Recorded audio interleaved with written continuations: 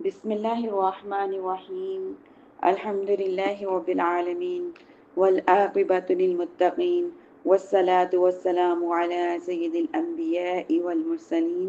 وعلى آله وأصحابه أجمعين. قال الله تعالى في القرآن الكريم: أعوذ بالله من الشيطان الرجيم. بسم الله الرحمن الرحيم. مفهوم حفظة: إن الذين يؤذون الله ورسوله وَلَعَنَهُمُ اللَّهُ فِي الدُّنْيَا وَالْآخِرَةِ وَأَعَدَّ لَهُمْ عَذَابًا مُهِينًا. صدق اللہ العظیم. ربی اشرح لی صدری ویسر لی امری واحلل عقدۃ من لسانی یفقهوا قولی. ربی زدنی علما ربی زدنی علما ربی زدنی علما. اللہم افتح علینا حکمتک وانشر علینا رحمتک یا ذا الجلال والاکرام. سبحانک لا علم لنا الا ما علمتنا انک انت العلیم الحکیم. نہایت ہی قابل احترام میری پیاری بہنوں، السلام علیکم ورحمۃ اللہ وبرکاتہ۔ ابھی میں نے آپ کے سامنے سورۃ احزاب کی آیت نمبر 57 کی تلاوت کی، جس کا ترجمہ یہ ہے۔ اللہ رب العزت ارشاد فرماتے ہیں، جس کا مفہوم یہ ہے: بے شک وہ لوگ جو اللہ کو ایذا پہنچاتے ہیں اور اس کے رسول کو، اللہ ان کو دنیا اور آخرت میں لعنت فرماتا ہے اور ان سے ان کے لیے رسوا کر دینے والا عذاب تیار کر رکھا ہے۔ یعنی اللہ تعالیٰ نے ان لوگوں کے لیے رسوا کر دینے والا عذاب تیار کر رکھا ہے جو نبی کریم صلی اللہ علیہ وسلم کو دنیا میں اور آخرت میں کیا پہنچاتے ہیں؟ تکلیف، دنیا میں تکلیف پہنچاتے ہیں۔ اللہ تعالیٰ نے نہ ان کے لیے دنیا میں سکون رکھا ہے، نہ ہی آخرت میں سکون رکھا ہے۔ یہاں پہ لفظ استعمال ہوا ہے ایذا۔ ایذا کا معنی ہے تنگ کرنا، ستانا، دکھ پہنچانا۔ اللہ تعالیٰ کو دکھ پہنچانا اور ستانا جو ہے وہ محال ہے۔ اس لیے یہاں سے مراد یہ ہے کہ جو افعال ایسے کرتے ہیں، جو لوگ ایسے افعال کرتے ہیں جو کہ اللہ تعالیٰ کو ناپسند تھے اور ایسی باتیں کرتے تھے جو اللہ تعالیٰ کی ناراضگی کا باعث تھی، وہ ایمان نہیں لاتے تھے، اللہ تعالیٰ کے حکم کی مخالفت کرتے تھے، اپنی خواہشوں کی پیروی کرتے تھے، اللہ تعالیٰ کے لیے شریک مانتے تھے، جیسے بتوں کی عبادت کرتے تھے، یا پھر کیا کرتے ہیں عیسائی لوگ، جیسے کیا کرتے ہیں کہ حضرت عیسیٰ علیہ السلام کو، حضرت عزیر علیہ السلام کو ان کا بیٹا کہتے ہیں، فرشتوں کو ان کی بیٹیاں کہتے تھے، مخلوق کو دوبارہ پیدا کرنے کو محال سمجھتے تھے، جبکہ ہمارا ایمان کیا ہے کہ مرنے کے بعد ایک دفعہ پھر سے زندہ کیا جائیں گے۔ اللہ تعالیٰ کے اسماء اور ان کی صفات کا میں الحاد فرما کرتے تھے، زمانہ کا پورا کہتے تھے، اپنے ہاتھوں سے بت تراش کر ان کو خدا کہتے تھے۔ یہودیوں کو نے کہا کہ اللہ کے ہاتھ بندھے ہوئے ہیں، نیز انہوں نے کہا کہ اللہ جو ہے وہ نعوذ باللہ من ذالک فقیر ہے اور ہم غنی ہیں۔ اور یہ اس زمانے کے یہودی نصارہ مشرکین تھے جنہوں نے اللہ رب العزت کے متعلق ایسے گستاخانہ کلمات کہے۔ لیکن ہمارے زمانے میں حضرت ڈاکٹر علامہ اقبال نے اللہ رب العزت کے متعلق تکلیف ایذا پہنچانے والے کو گستاخانہ کلمات کہے۔ کیا فرماتے ہیں؟ وہ کہتے ہیں: تیرے شیشے میں باقی نہیں ہے، بتا کیا تو میرا ساقی نہیں ہے؟ سمندر سے ملے پیاسے کو شبنم، بخیلی ہے یہ سراکی نہیں ہے۔ یعنی کہ جو لوگ یہودی نصارہ یعنی عیسائی کرسچن لوگ نبی اللہ تعالیٰ کو کیسے کیسے الفاظ، کیسے کیسی تکلیف پہنچاتے ہیں، نبی کریم صلی اللہ علیہ وسلم کے بارے میں کیسے کیسے الفاظ بولتے ہیں جس سے نبی کریم صلی اللہ علیہ وسلم کو بہت دکھ ہوتا ہے، بہت تکلیف ہوتی ہے۔ تو اللہ پاک کیا فرماتے ہیں قرآن مجید میں کہ جو لوگ ایسے کرتے ہیں پھر ان کے لیے نہ ہی دنیا میں سکون، نہ ہی آخرت میں۔ مسروق بیان فرماتے ہیں، عائشہ رضی اللہ عنہ کے سامنے ذکر کیا گیا کہ نمازی کے سامنے سے اگر کوئی ڈوگی یا گدھا یا عورت گزرے تو نماز ٹوٹ جاتی ہے۔ تو حضرت عائشہ رضی اللہ عنہ نے فرمایا: تم نے ہمیں گدھوں سے مشابہت کر دیا ہے، اللہ کی قسم میں نے نبی کریم صلی اللہ علیہ وسلم کو نماز پڑھتے ہوئے دیکھا اور میں ان کے اور قبلے کے درمیان تخت پر لیٹی ہوئی تھی۔ مجھے کوئی کام جب بھی درپیش ہوتا تو میں ان کے سامنے بیٹھنے کو ناپسند کرتی کہ میں نبی کریم صلی اللہ علیہ وسلم کو ایذا دوں تو میں ان کے پیروں کی جانب سے تخت سے نکل جاتی۔ یہ بخاری شریف کی بھی روایت ہے، مسلم شریف کی بھی، سنن نسائی کی بھی اور ابو داؤد کی بھی۔ حضرت عائشہ رضی اللہ عنہ کو اس سے تکلیف پہنچی، اس سے بہت زیادہ ایذا پہنچی کہ عورت کا ذکر جو ہے وہ ڈوگی یا پھر گدھے کے ساتھ کیا گیا، تو انہوں نے فرمایا کہ تم نے ہمیں گدھے سے مشابہت کر دیا ہے، حالانکہ بالخصوص حضرت عائشہ کا ذکر گدھے سے مشابہت نہیں کیا گیا تھا، لیکن اگر بالخصوص حضرت عائشہ کا ذکر گدھے سے مشابہت کیا جاتا تو حضرت عائشہ کو کس قدر تکلیف پہنچتی، لیکن یہاں پہ تمام عورتوں کا ذکر کیا گیا، پھر بھی انہیں کس قدر تکلیف پہنچی، کس قدر انہیں ایذا ہوئی۔ اور صراط مستقیم کی عبارت میں بالخصوص رسالت اور آپ کا ذکر بیل اور رسالت آپ کا ذکر بیل اور گدھے کے ساتھ کیا گیا، بلکہ نماز میں رسالت آپ کی طرف ہمت یعنی کہ توجہ لگا دینے کو اپنے گدھے اور بیل کی طرف بیل کی صورت میں مستفرق ہونے سے زیادہ برا کہا گیا۔ سوچئے اس عبارت سے رسول اللہ صلی اللہ علیہ وسلم کو کس قدر جو ہے وہ ایذا پہنچی ہوگی، کہ کیا کرتے تھے کفار اور مشرکین عرب، کیا کرتے تھے کہ نبی کریم صلی اللہ علیہ وسلم کے بارے میں بہت ہی ایسے الفاظ استعمال کرتے تھے نعوذ باللہ من ذالک، جن کو سننا، جن کو زبان سے دہرانا ایک مسلمان کے لیے بہت زیادہ تکلیف دہ باعث ہے، بہت زیادہ مشکل کام ہے، مشکل نہیں سمجھے کہ ناممکن کام ہے کہ ایک مسلمان اپنی الفاظ زبان سے ایسے الفاظ کو ادا کرے جو نبی کریم صلی اللہ علیہ وسلم کی شان کے بارے میں گستاخانہ ہوں۔ تو جو کفار تھے وہ نبی کریم صلی اللہ علیہ وسلم کے سامنے سریعام ایسے الفاظ بولتے تھے، جب نبی کریم صلی اللہ علیہ وسلم ان الفاظوں کو سنتے تھے تو ان کو بہت زیادہ تکلیف ہوتی تھی، بہت زیادہ دکھ ہوتا تھا، بہت زیادہ ایذا پہنچتی تھی، اور بہت زیادہ ان کی جو دکھ ہوتا تھا، تو اللہ تعالیٰ نے پھر ان کے لیے یہ آیت جو ہے وہ نازل فرمائی کہ آپ دکھ نہ کریں، آپ پریشان نہ ہوں، اللہ تعالیٰ نے دنیا میں اور آخرت میں ان کے لیے بہت زیادہ رسوا کر دینے والا عذاب تیار کر رکھا ہے۔ فرماتے ہیں یہاں پہ کہ ہمارے علماء فرماتے ہیں کہ جنہوں نے حضرت اسامہ بن زید رضی اللہ عنہ کو امیر بنانے پر اعتراض کیا، یعنی کہ جب نبی کریم صلی اللہ علیہ وسلم کوئی فیصلہ بھی فرماتے تو جب صحابہ کرام یا کسی کو کوئی بات ان کی، ایسا میں نہیں کہوں گی کہ پسند نہیں آتی، بلکہ ایسا کہ اگر کوئی بات صحابہ کرام کی سمجھ میں نہ آتی کہ نبی کریم صلی اللہ علیہ وسلم نے ایسا کوئی فیصلہ کیا ہے تو اس کی کیا وجہ ہے، ان کی جیسے کہ سمجھ میں سم ٹائم ہمیں بات نہیں آتی کہ سامنے والے نے ایسا فیصلہ کیوں کیا ہے، ہماری عقل سے ورا ہوتی ہے، تو اس وقت ہم اعتراض کرتے ہیں کہ بھئی ایسی بات کیوں ہوئی۔ تو جب کبھی صحابہ نبی کریم صلی اللہ علیہ وسلم بھی کوئی ایسا فیصلہ فرما دیتے جو صحابہ کرام کو سمجھ میں فوری طور پہ نہ آتا تو وہ اس پر کبھی اعتراض بھی کر لیتے، لیکن کچھ لوگ اس بات پہ بھی اعتراض کرتے تھے کہ نبی کریم صلی اللہ علیہ وسلم کے فیصلے پر اعتراض کیوں کیا۔ تو فرماتے ہیں کہ جن لوگوں نے حضرت اسامہ بن زید رضی اللہ عنہ کو امیر بنانے میں اعتراض کیا تھا، ان میں سے بھی نبی کریم صلی اللہ علیہ وسلم کو ایذا پہنچی۔ حدیث صحیح ہے کہ حضرت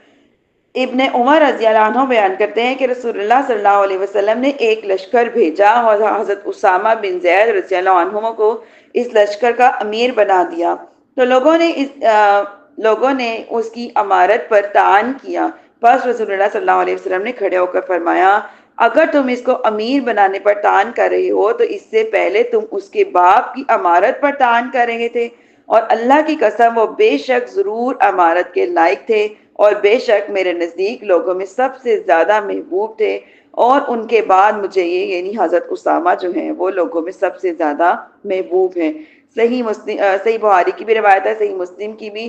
ابن ترمذی شریف کی بھی روایت ہے۔ ہمارے نزدیک علامہ قرطبی کا اس مثال کو ان لوگوں کے بیان کو ذکر کرنا صحیح نہیں ہے جن لوگوں نے رسول اللہ صلی اللہ علیہ وسلم کو ایذا پہنچائی تھی، کیونکہ اس حدیث میں اعتراض کرنے والوں کے بارے میں ذکر ہے کہ جو لوگ اعتراض کرتے تھے ان میں سے ان میں سے حضرت عیاش بن ابی ربیعہ جو صحابی رسول تھے اور سابقین اولین میں سے تھے، لیکن ان لوگوں نے نبی کریم صلی اللہ علیہ وسلم کی جو حکمت تھی ان کو امیر بنانے کی، اس حکمت کو جاننے کے لیے وہ اعتراض کرتے تھے۔ نعوذ باللہ من ذالک، وہ اس وجہ سے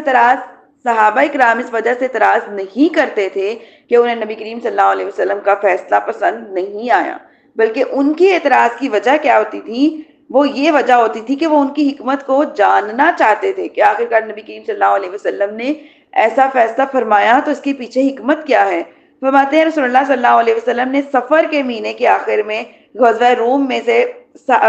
روم کے لیے صحابہ کو طلب کیا تھا اور حضرت اسامہ رضی اللہ عنہ کو بھی بلا کر فرمایا کہ تم وہاں جاؤ جہاں تمہارے باپ کو شہید کیا گیا تھا، میں نے تم کو اس لشکر کا امیر بنا دیا ہے۔ اس وقت حضرت اسامہ کی عمر جو تھی وہ 18 سال تھی۔ جن لوگوں کو اس لشکر کے لیے بلایا تھا ان میں مہاجرین انصار میں اکابری صحابہ بھی تھے، یعنی بہت زیادہ ایجڈ لوگ بھی موجود تھے جو جنہوں نے اپنا بہت سارا وقت جو نبی کریم صلی اللہ علیہ وسلم کے ساتھ گزارا تھا، بہت زیادہ وہ عزت والے تھے نبی کریم صلی اللہ علیہ وسلم کی نظر میں۔ لیکن ان کی موجودگی میں بھی نبی کریم صلی اللہ علیہ وسلم نے حضرت اسامہ کو جو ہے وہ امیر بنایا، جبکہ حضرت اسامہ کی عمر کیا فرما رہے ہیں یہاں پہ 18 سال تھی۔ اس وقت حضرت اسامہ کو امیر بنایا اور اس میں حضرت ابو بکر، حضرت عمر، حضرت ابو عبیدہ، حضرت ربیعہ، حضرت قتادہ، حضرت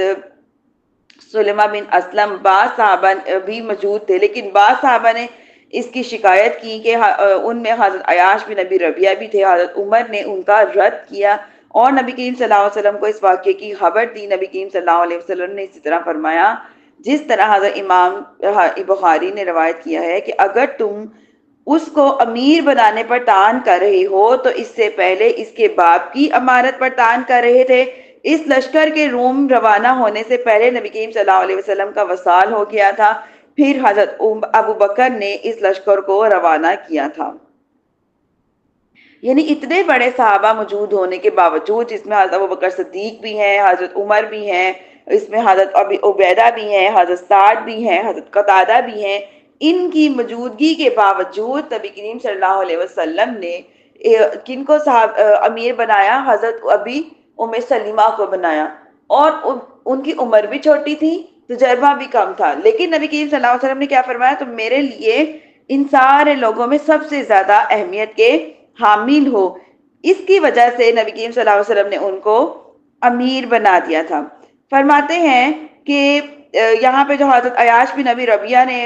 جو اعتراض کیا تھا کہ کیوں نبی کریم صلی اللہ علیہ وسلم نے اتنی کم عمر میں ان کو جو ہے وہ امیر بنا دیا تھا،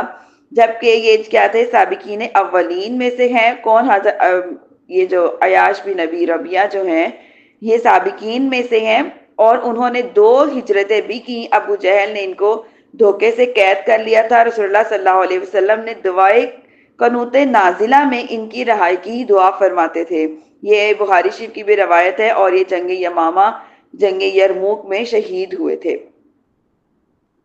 یا تو جنگ یمامہ میں ہوئے تھے یا جنگ یرموک میں۔ یہاں سے ہمیں یہ پتہ چلتا ہے کہ قنوت نازلہ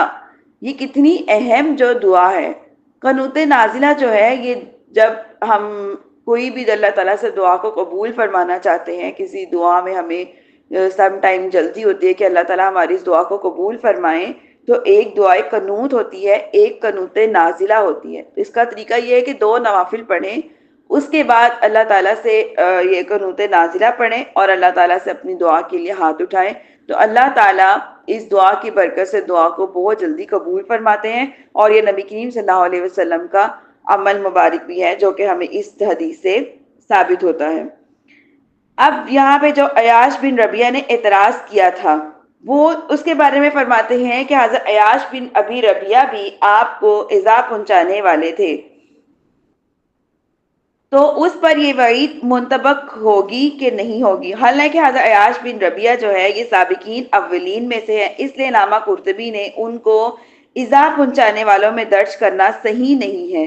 کیونکہ یہ بہت بڑے صحابی تھے، یہ شہید بھی ہوئے، انہوں نے 2 ہجرتیں بھی کی، اسلام کی خاطر بہت زیادہ تکلیفوں کو برداشت بھی کیا، نبی کریم صلی اللہ علیہ وسلم کے نزدیک بہت زیادہ یہ اہمیت کے حامل بھی تھے کیونکہ اکابرین میں سے تھے۔ فرماتے ہیں باقی رہا یہ کہ حضرت عیاش نے حضرت اسامہ کی امارت پر جو طعن کیا تھا کہ ان کو کیوں امیر بنایا گیا، اس کا پھر کیا محمل ہے؟ تو اس کا جواب یہ ہے کہ اس کی ان پہ جو انہوں نے طعن کیا تھا، یعنی اعتراض کیا تھا، وہ یہ طعن نہیں تھا کہ حضرت عیاش نے رسول اللہ صلی اللہ علیہ وسلم پر یہ اعتراض نہیں کیا تھا کہ آپ کا حضرت اسامہ کو لشکر کا امیر بنانا درست نہیں ہے، بلکہ ان کو طبعی طور پر یہ چیز ناگوار گزری تھی کہ تجربہ کار اور اکابرین صحابہ کے ہوتے ہوئے ایک نوجوان اور نوخیز صحابی کو جو ہے لشکر کا امیر بنا دیا جائے۔ انہوں نے اس پر ناگواری کا اظہار کیا تھا، اور اس کی شکایت یہ تھی کہ اس شکایت پر اصرار نہیں کیا گیا کہ آپ کے فیصلے کو جو ہے وہ طیب خاطر سے قبول کر لیا تھا، بلکہ بشرا تقاضا سے ایسے ہو جاتا تھا کہ اس میں صحابہ کہ اس میں یہ ہوتا تھا کہ صحابہ میں ایسی بہت سی مثالیں موجود ہیں جب رسول اللہ صلی اللہ علیہ وسلم نے حضرت عبداللہ بن ابی کو نماز جنازہ پڑھانے کا حضرت عبداللہ بن ابی کی نماز جنازہ پڑھانے کا ارادہ کیا تو حضرت عمر نے آپ کو منع کیا اور اس پر بہت اصرار کیا۔ خود فرماتے ہیں کہ مجھے بعد میں رسول اللہ صلی اللہ علیہ وسلم پر اپنی اس جرأت پر سخت تعجب ہوا تھا۔ یہ صحیح بخاری کی روایت ہے۔ جب رسول اللہ صلی اللہ علیہ وسلم نے حدیبیہ میں مشرکین سے صلح کی جو شرائط طے کی تھی، تب بھی حضرت عمر نے ان پر سخت اعتراضات کیے۔ یہ بھی صحیح بخاری کی روایت ہے۔ مسلمان رسول اللہ صلی اللہ علیہ وسلم کی خدمت میں اس دن ہدیے پیش کرتے تھے جس دن حضرت عائشہ کی باری میں حضرت عائشہ کے گھر ہوتے تھے۔ اس پر حضرت ام سلیمہ اور ان کی جو حامیہ دیگر ازواج تھی ان کو سخت اعتراض ہوتا تھا، اور انہوں نے حضرت فاطمہ کو اپنا سفارشی بنا کر یہ کہلوایا تھا کہ آپ ابو بکر کی بیٹی کے معاملے میں عدل سے کام لیں، اور اس طرح حضرت زینب بنت جہش نے بھی اس بات پر اعتراض کیا اور یہی کہا کہ آپ کو اللہ کی قسم دیتی ہوں کہ آپ ابھی جو ہے وہ قحافہ کی بیٹی کے معاملے میں عدل کرے۔ یہ بخاری شریف کی بھی روایات ہیں۔ رسول اللہ صلی اللہ علیہ وسلم حضرت زینب بنت جہش کے پاس آئے، رضی اللہ عنہ کے پاس جب جاتے تھے تو وہ آپ کو شہد پلاتی تھیں اور دیگر ازواج کو یہ ناگوار گزرتا تھا۔ جب انہوں نے کہا کہ آپ سے مغافیر کی جو اسمیل آتی ہے تو رسول اللہ یہ بھی بخاری شریف کی روایت ہے، رسول اللہ صلی اللہ علیہ وسلم حوازن کا مال جو ہے وہ مال غنیمت تقسیم فرما رہے تھے۔ آپ نے قریش کے بعض لوگوں کو سو اونٹ دیتے اور انصار کے بعض نوجوانوں کو یہ بات بہت ناگوار گزری۔ انہوں نے کہا کہ اللہ رسول اللہ صلی اللہ علیہ وسلم کی مغفرت فرمائے، وہ قریش کو عطا کر دیتے اور ہمیں نظر انداز کر دیتے ہیں، حالانکہ کہ ہماری تلواروں سے خون جو ہے وہ ٹپک رہا ہے۔ حضرت انس نے یہ بات رسول اللہ صلی اللہ علیہ وسلم تک پہنچا دی تو رسول اللہ صلی اللہ علیہ وسلم نے فرمایا، میں ان لوگوں کو دیتا ہوں جو نئے نئے مسلمان ہوئے ہیں، کیا تم اس بات سے راضی نہیں ہو کہ وہ لوگ مال لے جائیں اور تم اپنے ساتھ رسول اللہ صلی اللہ علیہ وسلم کو لے جاؤ۔ یہ بھی بخاری شریف کی روایت ہے۔ نبی صلی اللہ علیہ وسلم نے حضرت فاطمہ بنت قیس کو مشورہ دیا کہ وہ حضرت اسامہ سے نکاح کر لیں تو انہوں نے اس پر ناگواری کا اظہار کیا، پھر آپ کے اصرار سے نکاح کر لیا اور خوش ہو گئیں۔ یعنی کہ بہت سی کتب سے، بہت سی احادیث سے یہ باتیں ہمارے سامنے آتی ہیں کہ مختلف مواقع میں جو صحابہ کرام ہیں، نبی کریم صلی اللہ علیہ وسلم کے ازواج مطہرات ہیں، یا بہت ہی بڑے بڑے اکابرین ہیں جنہوں نے نبی کریم صلی اللہ علیہ وسلم کے فیصلے پر اعتراض کیا تھا، لیکن اس اعتراضات کی وجہ کیا تھی وہ بھی میں آپ کے سامنے رکھ دیتی ہوں۔ فرماتے ہیں کہ بہت ساری مثالیں ایسی ہیں، بعض صحابہ کو طبی تقاضوں پر کوئی بات ناگوار گزری اور انہوں نے اس پر ناگواری کا اظہار کیا اور شکایت کی، لیکن اس کا مطلب یہ نہیں ہوتا تھا کہ رسول اللہ صلی اللہ علیہ وسلم کے فیصلے کو عدل کے خلاف کہتے تھے، جس کی وجہ سے انہیں آپ کے فیصلے کی حکمت سمجھ نہ آتی تو وہ شکایت کر کے آپ کے اس فیصلے کی حکمت کو جاننا چاہتے تھے، اور جب انہیں اس حکمت کا پتہ چل جاتا تو ان کی جو شکایت تھی وہ زائل ہو جاتی تھی، وہ مطمئن ہو جاتے تھے۔ جب حضرت عیاش بن ابی ربیعہ کو بھی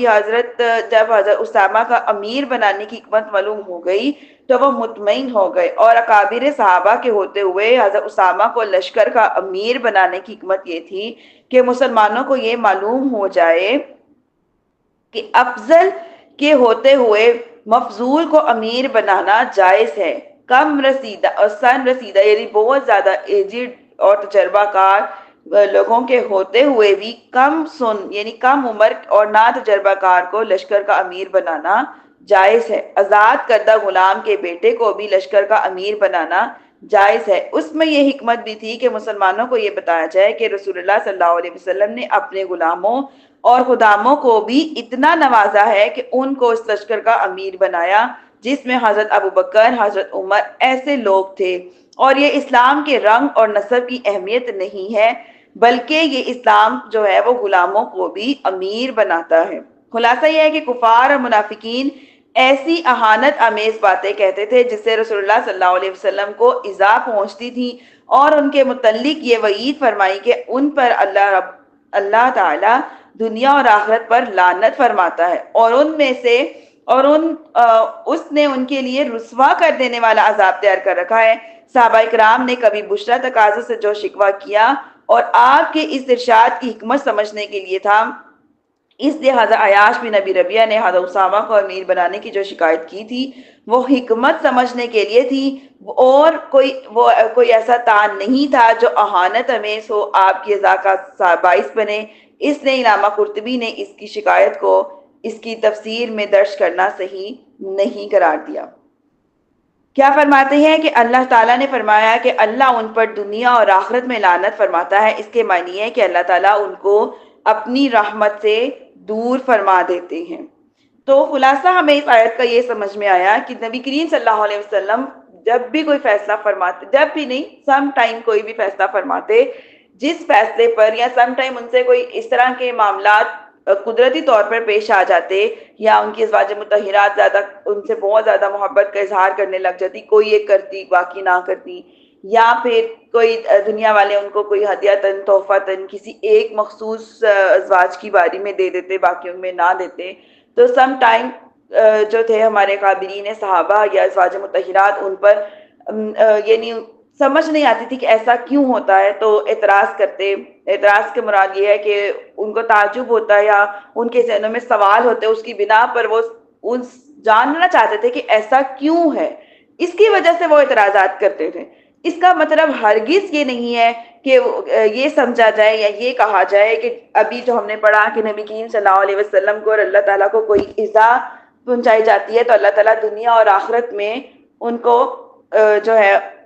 رسوا کر دینے والا عذاب دیتے ہیں۔ تو یہ عذاب جو ہے یہ ظاہر ہو گیا، یہاں سے تفصیل سے معلوم ہو گیا کہ یہ عذاب جو ہے یہ ان لوگوں کے لیے ہے جیسے کہ کفار کے لیے، مشرکین کے لیے، جنہوں نے بذاتے نبی کریم صلی اللہ علیہ وسلم کی ذات پر جو ہے وہ ایسے نعوذ باللہ ایسے الفاظ بول جاتے تھے یا ان کو کتنا کچھ کہہ دیتے تھے، جو ہم پہلے پورے قرآن پاک کی تفسیر میں پہلے پڑھ چکے ہیں، وہ انہیں کتنا کچھ کہہ جاتے تھے۔ تو اس کہہ جانے پر نبی کریم صلی اللہ علیہ وسلم کو جو ایذا پہنچتی تھی ان کے بارے میں یہ آیت ہے کہ ان کو دنیا اور آخرت میں رسوا کر دینے والا عذاب ہے۔ لیکن جو ہمارے صحابہ کرام، ہمارے اکابرین جو اعتراض کرتے تھے وہ صرف حکمت کو جاننے کے لیے کرتے تھے۔ اور دیکھیے میں پہلے بھی بہت دفعہ یہ بتا چکی ہوں کہ ہمارا جو پورا قرآن ہے، نبی کریم صلی اللہ علیہ وسلم کی جو زندگی ہے وہ ہمارے لیے اسوۃ حسنہ ہے۔ وہ کس بنا پہ ہے؟ دیکھیں نبی کریم صلی اللہ علیہ وسلم نے اپنی زندگی میں جو بھی ان کے معاملات پیش آتے وہ امت کو تعلیم دینے کے لیے ہوتے، ہمیں سکھانے کے لیے ہوتے، جبکہ نبی کریم صلی اللہ علیہ وسلم کی زندگی تو بہت پرسکون ہونی چاہیے تھی کیونکہ وہ پہلے ہی اللہ کو بہت زیادہ محبوب تھے، لیکن ان کی زندگی میں جو معاملات پیش آتے تھے، دکھ والے، تکلیف والے، پریشانی والے، جو کبھی ان کی طبیعت بوجھل ہو جانا یا جو بھی معاملات تھے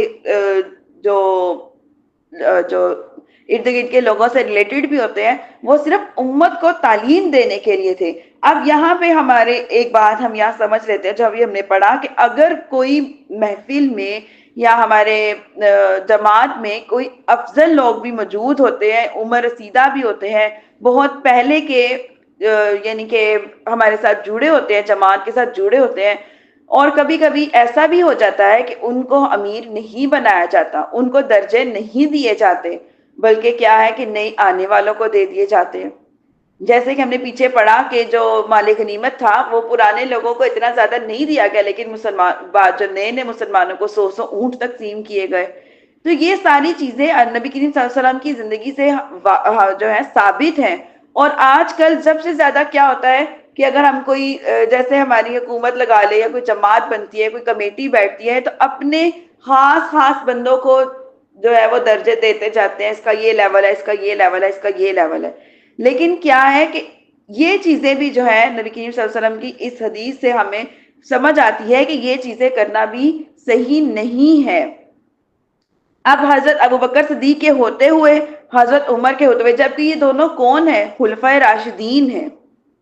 نبی کریم صلی اللہ علیہ وسلم کے بہت ہی گہرے دوست بھی ہیں، تو ان کے ہوتے ہوئے بھی حضرت امیر معاویہ کو امیر بنا دینا، جن کا نہ ابھی کوئی تجربہ تھا، نہ ابھی کوئی عمر تھی، کچھ بھی نہیں تھا، لیکن پھر بھی نبی کریم صلی اللہ علیہ وسلم نے ان کو امیر بنایا، یہ امت کو سکھانے کے لیے ہے۔ اور حضرت ابوبکر صدیق کا اس پر اعتراض نہ کرنا، خوشی سے راضی ہو جانا، حضرت عمر کا بھی خوشی سے راضی ہو جانا، یہ بھی امت کے لیے ایک تعلیم ہے، ہمارے لیے ایک سبق ہے۔ تو اگر کبھی جماعتوں میں یا کبھی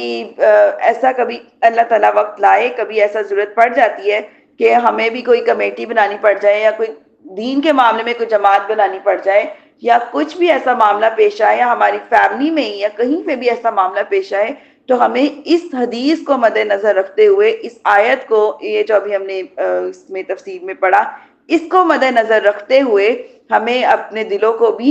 بڑا کرنا چاہیے، اپنے دلوں میں بھی یہ چیزیں لانی چاہیے کہ واقعی نبی کریم صلی اللہ علیہ وسلم نے ایسا فرمایا ہے۔ اگر ہمیں بھی کسی کو کچھ کوئی درجہ، کوئی عہدہ یا کچھ بھی دینا پڑ جائے تو ہم اس کے مطابق یعنی اپنے دل میں یہ بات رکھیں کہ واقعی نبی کریم صلی اللہ علیہ وسلم نے بھی ایسا کیا تھا، اور حضرت ابو بکر صدیق، حضرت عمر رضی اللہ عنہ نے بھی جو اس کو کتنی خوش دلی کے ساتھ تسلیم کیا تھا۔ اور ایسا کرنا یہ کوئی ضروری نہیں ہے کہ جو بہت زیادہ تجربے کار ہو اسی کو کوئی عہدہ دیا جائے۔ اس کی تفصیل بتانے کا مقصد یہ ہے کہ ہمارے معاشرے میں یہ چیزیں بہت ہی عام ہوتی جا رہی ہیں، بہت زیادہ اعتراضات ہونے لگ گئے ہیں، لوگ جو ہے وہ آگے بڑھنا چاہتے ہیں، جیسے کہ یہ آپ سیاست میں ہی لگا لیں، آگے جانا چاہتے ہیں، لیکن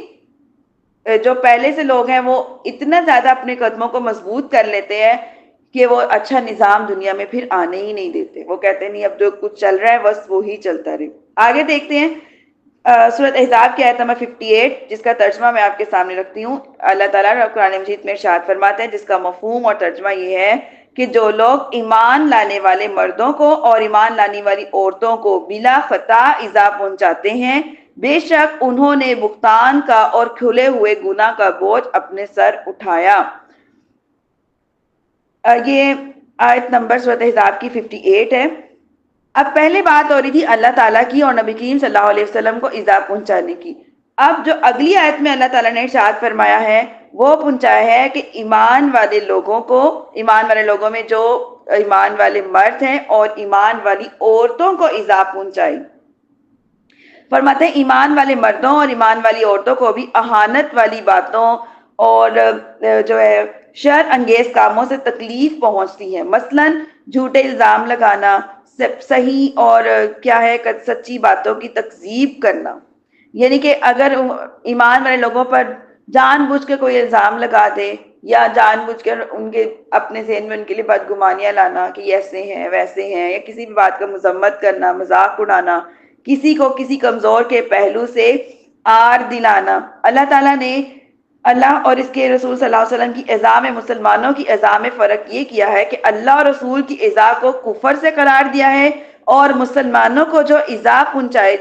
یعنی مسلمان ایمان والے مرد اور عورت کو جب تکلیف پہنچائی جائے تو اس کا مطلب یہ ہے کہ یہ گناہ کبیرہ ہے، یہ گناہ کبیرہ کرتے ہیں۔ جو اللہ تعالیٰ اور رسول اللہ صلی اللہ علیہ وسلم کو ایذا پہنچانے والا ہوگا وہ کفر ہوگا، اور جو ایمان والے مرد اور عورتوں کو ایذا پہنچانے والا ہوگا وہ گناہ کبیرہ کرے گا۔ حضرت امام عبد الرحمن بن عوف اس آیت کے بارے میں کچھ اقوال پیش کرتے ہیں، جس میں سے سب سے پہلا یہ کہ حضرت عمر بن خطاب رضی اللہ عنہ نے دیکھا کہ ایک باندی زیب و زینت سے مزین ہو کر بازار میں جا رہی تھی۔ حضرت عمر نے باندی کو مارا اور اس کے بناؤ سنگار کو کرنے سے منع کیا۔ اس نے جا کر اپنے مالکوں سے شکایت کی، انہوں نے آ کر حضرت عمر سے توہین عظیم کلام کیا اور اس کے رد میں یہ آیت نازل ہوئی۔ اس سے معلوم ہوا کہ نیکی کا حکم اور برائی سے روکنے پر غضبناک ہونا جائز نہیں ہے، یہ گناہ کبیرہ ہے کہ نیکی کا حکم کرو اور برائی سے منع کرو اور غصہ کر کے کرو۔ دوسری بات یہ ہے کہ بدکار اور زانی جب مدینہ کے راستوں میں جائے تو عورتیں جو ہے قضائے حاجت، جب مدینہ کے راستوں میں جاتے تو جو عورتیں قضائے حاجت کے لیے گھر سے باہر نکلتی تھیں تو ان کا جو تھا وہ بدکار لوگ کیا کرتے تھے، پیچھا کرتے تھے اور چھیڑخانی کرتے تھے اور عموماً باندیوں کو چھیڑتے تھے۔ لیکن چونکہ آزاد اور پاک باز عورتیں لباس اور حیت اور باندیوں سے جو تھی ممتاز نہیں ہوتی تھیں، اس لیے وہ بھی ان کی فحش حرکات کا شکار ہو جاتی تھیں۔ جب انہوں نے اپنے حامدوں سے ان کی شکایت کی اور انہوں نے صلی اللہ علیہ وسلم سے ان کا ذکر کیا تو اللہ تعالیٰ نے یہ آیت کریمہ نازل فرمائی۔ یعنی کہ باندیوں کے لباس اور جو جن کی باندیاں تھی ان کے لباس ایک جیسے ہوتے تھے، یعنی کہ کوئی فرق پتہ نہیں چلتا تھا یہ باندی ہے یا پھر یہ کون ہے. اس وجہ سے جو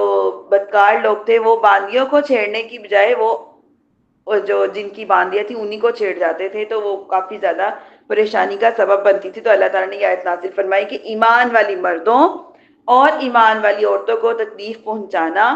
ان میں کوئی ایسے ویسے الزامات لگانا، یہ گناہ کبیرہ ہے. حضرت عائشہ رضی اللہ عنہا اور حضرت صفوان بن معطل رضی اللہ عنہ جب منافقینوں نے